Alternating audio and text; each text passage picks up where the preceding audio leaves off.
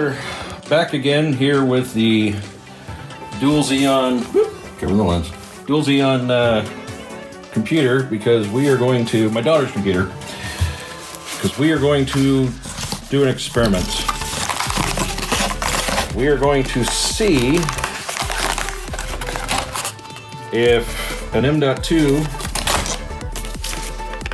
drive will run off this board. Now there's a couple of things that make this happen, and if anybody's curious what the general rule is, you can't just buy one of these PCI Express to M.2 slots and expect it to work. It requires one major thing. You have to have an EUFI BIOS. There's also support in the motherboard that's got to happen. Typically, if you have an M.2 slot, then there's probably like an 80 to 90% chance this will work. For motherboards like this, I have a feeling it's not going to work. But I'm one of those people that just go, I'm going to see if it'll work anyway. Let's have some fun. And like so.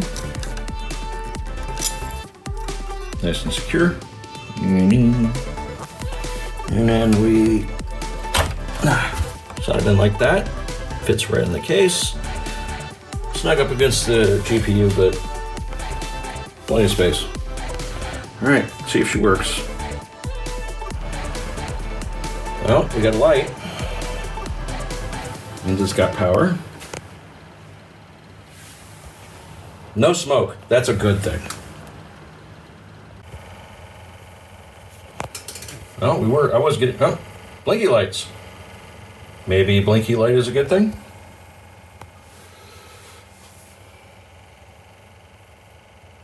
Well, let's find out.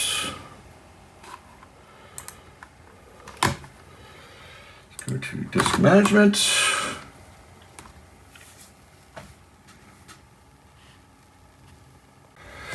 And what do you know?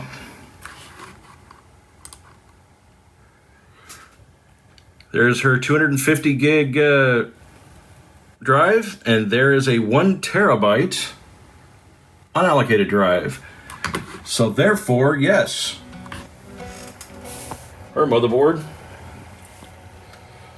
So let's try a little benchmarks. Let's get this working. Hold on.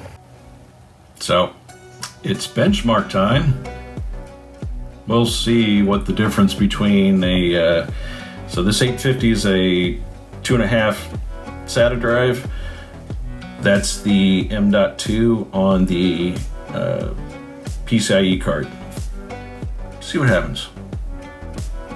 And there we go. So this is the 256 gig Samsung SATA drive, and you will see it nearly saturates the PCI or the SATA bus. So you got 553 megabytes on the read, write, and random, which is IOPS. There you go. That's actually really good numbers. I've typically seen about 510 to 520 on desktop boards. So on the server board, you're getting a little bit more. But what does it look like when you add in an M.2 drive on a PCI expansion card? The numbers change. 3,421 on the sequential read, 3,345 on the sequential write, and significantly more reads and writes on the random reads and writes. So there you go.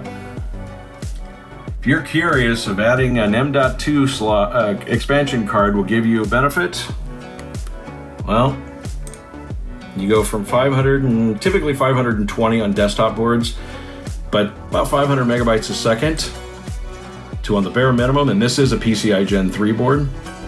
This is getting 3,421 on a cheap AliExpress expansion card. Ta-da! Upgrade.